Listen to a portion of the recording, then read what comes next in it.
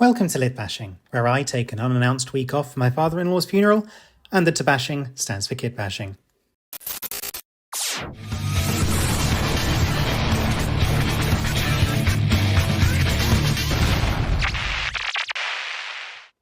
I'd love this to be someone's first Kitbashing video, and that cold open coming out of absolutely nowhere. Hi everyone, how are you?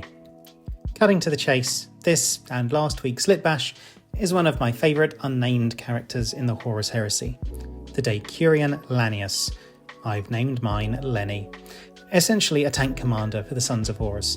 This little hero saw a massive tank and thought, you know what would make this more intimidating? Waving a little flag out the top of it. So that's what he did.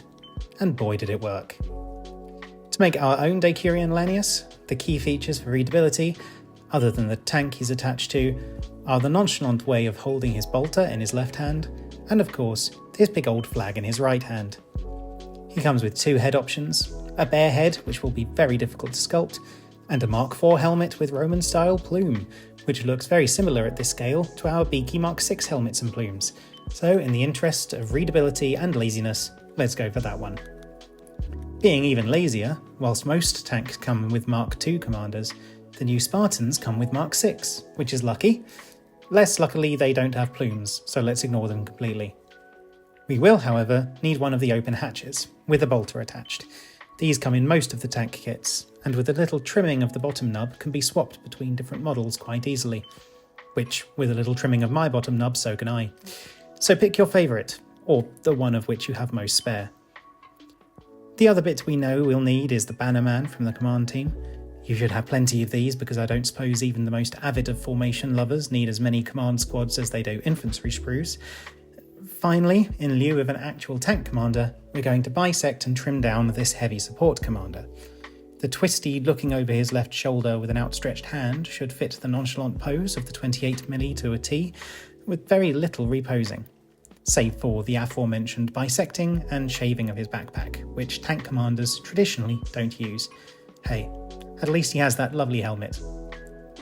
Pro tip, do as little of this on the pads of your fingers as possible. Then again, Sons of Horus are undivided, so Khorne might be happy with a slip up. With his torso freed from the tyranny of his legs, shave away at his backpack and carefully pick off his Auspex E-Tech he's holding in his hand. This should line him up nicely for gluing into our hatch. You might need to trim a little nub into his back or off the hatch depending on which model of hatch you chose. With the first half done, the second half is the easy bit. We want to trim the whole arm, shoulder pad and banner in as much the same pose as it already is as possible. Adjust the handle of the banner to taste, or to match the tank you're using if you don't plan on eating it, and pose to your heart's content. Once it's done, and you've painted it in your chosen colour scheme, you should have something which looks like this.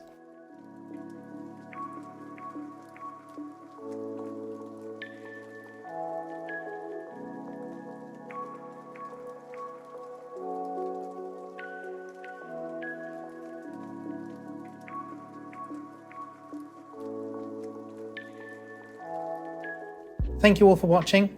I'm hard at work on my 3,000 point list for Warhammer World in a month and a week's time. I have the list finalised, and I'll do a Monday video for you on that in the next couple of weeks. I've also fully painted just under 1,000 points of it, so I'm well on the way. If I get it completed in time, I'll even start some scenery for a nice display board, so wish me luck. Thanks again to my Patreons who are helping support this channel whilst I wait for YouTube to start counting all my views, so close to monetization. Remember, joining gets you direct messaging access to me, where I will give hobby support and advice, as well as group chats with a bunch of avid Kitbashers where we all magpie ideas off each other. And of course, remember, for the highest tiers, you get to suggest characters or units to Kitbash that will then get made into videos, and you get to keep the models. So please do consider supporting this silly venture over on Patreon. Thank you everyone, please do like and subscribe, peace and love, and of course, keep on Kitbashing.